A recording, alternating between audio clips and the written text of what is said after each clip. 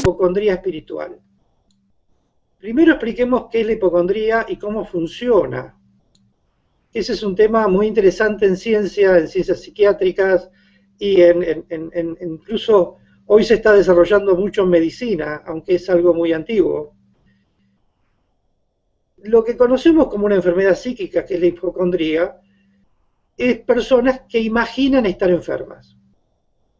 Es decir, esas personas que con ciertos problemas creen que siempre tienen alguna enfermedad. Se encuentran con un amigo que le duele la cabeza y ellos se van de esa reunión doliéndole la cabeza, o se encuentran con un amigo que tiene un problema de salud grave y ellos van a ir corriendo al médico a ver si también lo tienen. Ese es un enfermo hipocondríaco. Hay muchas historias sobre si necesitan atención, si lo que están buscando es alguien que les preste atención, pero eso es otra historia. Para el enfermo hipocondríaco se inventó determinadas curas. La cura que más conocemos es el placebo. ¿Qué es el efecto placebo? Es una cura imaginaria para una enfermedad imaginaria. Placebo viene del latín que significa complacer. Entonces, ¿qué se hace? Se le da al enfermo un medicamento que es inocuo, pero que para efectos de él pueden ser curativos. Esto no es nuevo, lo hacían los curanderos, lo hacían los magos, lo hacían los hechiceros, los chamanes. Es decir, esas curas milagrosas que uno no entendía muy bien de dónde venían justamente de la psique del enfermo, no tanto del poder de la medicina. Venía del poder de convencimiento que tenía el chamán o el mago para convencer al enfermo que esa cura lo curaba realmente. Pero también a nivel psicológico existe el efecto nocebo. ¿Qué es el efecto nocebo? El efecto nocebo viene del latín que es dañar, que es la contrapartida del placebo. Es cuando el enfermo cree que todo lo que le den le va a hacer mal. Entonces el cuerpo empieza a dañarse a partir, no importa de lo que le den para curarse. El enfermo va a ir de mal en peor porque él cree que lo que le están dando le va a hacer mal, aunque sea lo mejor del mundo. Para ilustrar esto, se hizo, no sé en qué universidad, hace un tiempo atrás, una prueba con 100 personas que no tenían ninguna enfermedad, pero que se le dijo que estaban probando una droga. A la mitad, a 50, le dijo que la droga era una pastilla que reemplazaba la quimioterapia, que tenía los mismos efectos de la quimioterapia, es decir, que se podía caer el pelo y todo ese tema. Y al otro grupo, los otros 50, le dijeron que la pastilla era para para aumentar el apetito y comer mejor. Por supuesto que la pastilla era un edulcorante prensado, no tenía ningún efecto, simplemente era edulcorante. El 30% de los primeros se les cayó el pelo, al 30%. Y de los segundos el 50% aumentó de peso. Es decir, las pastillas hicieron efecto aunque no servían para nada, porque el que mandó fue el cerebro. El cerebro se convenció que esa pastilla que estaban tomando tenía los mismos efectos que la quimioterapia y se le iba a caer el pelo, y la otra que le iba a abrir el apetito. Esto, si lo trasladamos a nuestra vida diaria, se transforma en lo que es profecía de autocumplimiento o autoprofecía, en donde las emociones y la mente se mezclan para crearnos estrés, miedos, ansiedades, con efectos placebos y nocebos. Por eso es tan importante este tema. Y esto de la autoprofecía está muy atado a lo que estamos viendo como la victimización.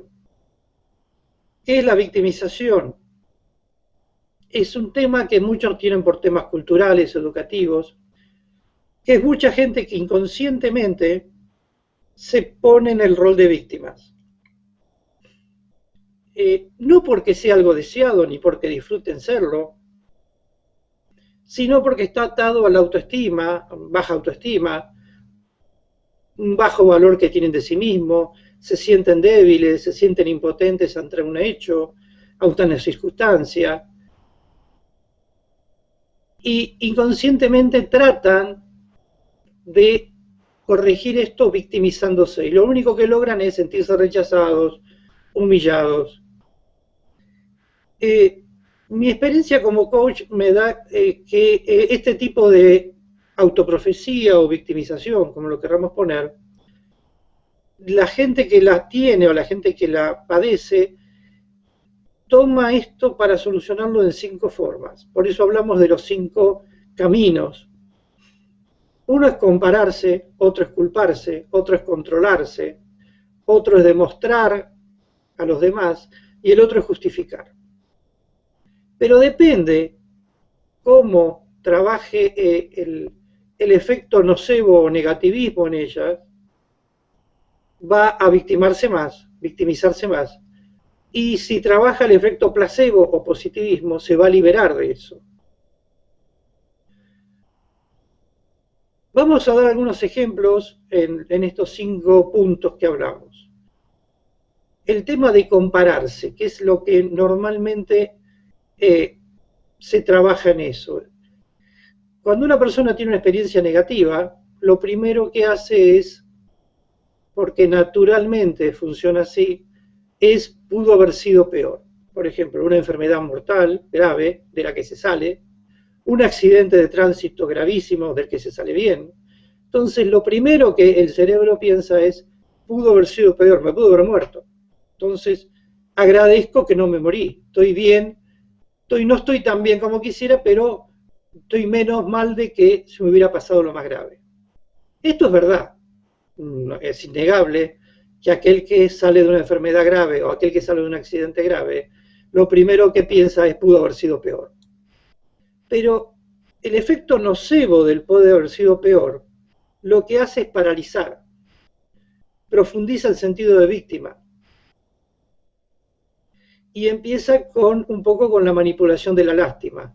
Mirá lo que me pasó, mirá cómo me fue, y empieza un poco la victimización con efecto nocebo, es decir, la parálisis, y uno no avanza porque queda estancado en lo que le pasó.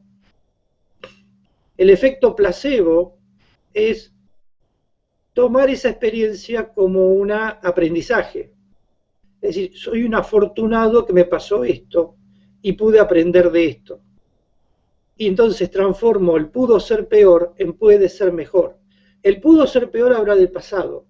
El puede ser mejor habla del futuro. Entonces la misma experiencia cambia si me quedo atado a lo que me pasó o si aprendo de lo que me pasó para el futuro. Entonces rompo con esa victimización, me alejo y hasta me puedo transformar en un líder, en un motivador.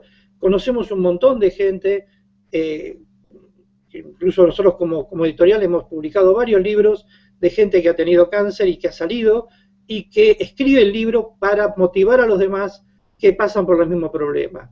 Conocemos un montón de personas que tienen problemas de salud, problemas que han salido de accidentes graves, y que motivan a los demás que pasan por el mismo. Es decir, esta gente ha tomado el camino nocebo, el placebo, ha buscado la fórmula de puede ser mejor. Me pasó, pero aprendí. El segundo punto, que es otro de los caminos que muchas personas toman dentro de lo que es la autoprofecía o la victimización, es culparse. Primero empezamos culpando al destino, a la mala suerte, mira lo que me pasó, y después empezamos a trabajar con una baja autoestima y empezamos a asumir que todo lo que nos pasó es culpa nuestra. Y es como que asumimos roles de culparnos de todo lo que nos pasa alrededor.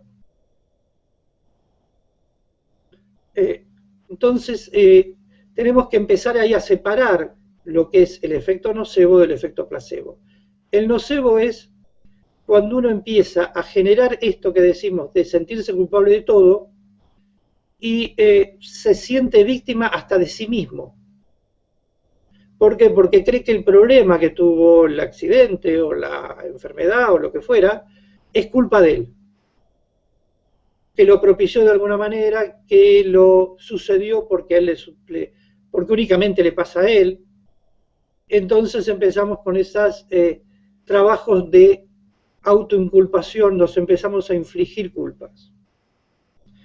El efecto placebo de esto es quitarse ese camino de autoinculpación y analizar el grado de responsabilidad que tuvimos en el tema y el grado que no. Si estuvimos en un accidente es porque hubo dos vehículos, también podemos tener una parte de la culpa y una parte que no. Si tuvimos una enfermedad, probablemente no tuvimos mucho que ver con el tema, o sí, si nos alimentamos mal, o la droga, o lo que fuera. Pero tenemos que separar muy bien lo que nos pasó con lo que le puede pasar a cualquiera. Y entonces empezar a separar la culpa nuestra como responsables, porque somos responsables de lo que nos pasa, pero no de todo lo que pasa alrededor. El tercer punto es el control. Es imposible adivinar el futuro, algunos creen que sí, pero es muy difícil de adivinarlo, salvo que lo creamos. Si creamos el futuro, podemos planificarlo. Entonces empezamos a controlar el futuro a partir de la creación de planes de trabajo, de planes de desarrollo. Entonces empezamos a ver el futuro de una manera diferente a que si nos dejamos llevar por el río. Pero también tenemos que saber que hay, dentro de ese plan hay infortunios, hay circunstancias que tuercen el plan. Entonces no podemos controlar todo, pero podemos planificar una gran parte del futuro. El efecto nocebo en el controlar es la preocupación excesiva, excesivas medidas de prevención, y terminamos en una prisión de paranoia de ese plan o de ese futuro que queremos planificar. ¿Por qué? Porque no podemos tener el control de todo. Y ahí nos empezamos a frustrar, pero yo quería tal cosa, pero mi idea era esta. Tenemos que saber que si armamos un plan, vamos a fallar en algunas cositas, tratemos de en la menor cantidad, pero en algo va a pasar. Entonces el efecto placebo de esto es justamente eso, tratar de asumir que algo puede fallar en el plan, preparar un plan B, preparar algo que nos ayude a salir. Si tenemos un problema de enfermedad, comenzar una dieta, si tuvimos un accidente, tratar de controlar qué es lo que estamos haciendo. La acción directa nos va a ayudar, pero tenemos que apartarnos del rol de víctima, de frustrarnos frente a un plan. El plan puede fallar y tenemos que pensar en planes alternativos, siempre. El cuarto punto es como cuando queremos demostrar a los demás que estamos bien. Cuando tuvimos un accidente, tuvimos una enfermedad, salimos a la calle y nos dicen siempre, la sonrisa les va a ayudar a los demás a creer que estamos bien.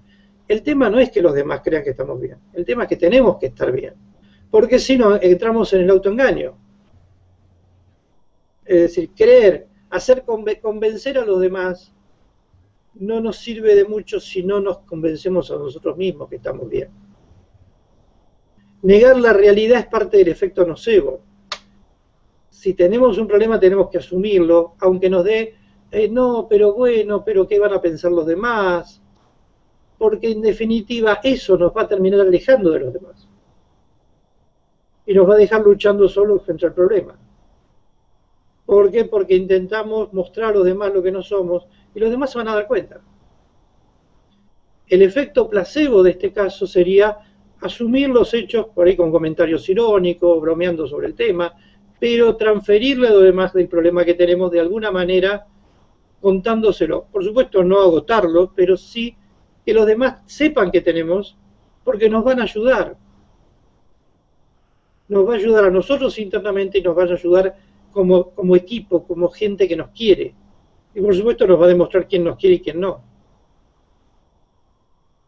El último punto es justificar. La pregunta siempre cuando uno tiene un accidente o tiene una enfermedad grave es, ¿por qué a mí? ¿Por qué me pasó tal cosa? Si entro en el por qué a mí, entro en el efecto nocebo. La pregunta ¿por qué a mí? Lo que lleva son buscar respuestas a través de la culpa. Busco en el pasado por qué me pasó tal cosa. ¿Dónde me equivoqué? ¿Qué hice mal? ¿Por qué Dios me castigó? ¿Por qué el destino me pasa tal cosa? El por qué nos lleva siempre al camino del pasado, a analizar el pasado. En el efecto placebo, la pregunta tiene que cambiar por el para qué a mí. Entonces voy a aprender de lo que me pasó. ¿Por qué? Porque el por qué como pasado se rompe y arranca el para qué como futuro. Si arranco en el para qué, ¿por qué me pasó tal? ¿Para qué me pasó tal cosa? Me pasó para que aprenda. ¿Qué tengo que aprender de lo que me pasó? Entonces tengo que empezar a buscar cosas que nos ayude a cambiar. Mucha gente cuando sale de un hospital después de una enfermedad, de un accidente, dice, bueno, ahora disfruto mejor, valoro a mi familia, valoro a mis amigos, o creo que el accidente me cambió la vida, no estaba antes, no entendía de cómo era vivir. Esas pocas personas están entendiendo cómo funciona el efecto placebo, entienden el para qué, aprendí a partir de lo que me ocurrió, aprendí. Entonces, esa es la diferencia, el que se queda paralizado en el por qué a mí y el que empieza a subir la cuesta y a caminar diferente con el para qué, aprendiendo de lo que me pasó. Estos 5 puntos que vimos recién, seguramente que los que están oyendo han usado alguno de los 5 cuando tuvieron un problema grave. Entonces, ¿por qué? Porque siempre o vamos por la experiencia negativa, tratamos de o paralizarnos en la experiencia negativa o arrancar hacia la experiencia positiva. Salir del papel de víctima, salir del papel de la autoprofecía, de las cosas que me van a pasar, y transformar en esa autoprofecía en planificación. Entonces, si empiezo a planificar, voy a ver que las cosas van a cambiar porque ya tengo un plan, desarrollo un hecho y puedo ir para ese camino. Salir adelante es el objetivo del trabajo. Salir adelante es buscar cómo crearnos un camino nuevo y aprender de ese camino.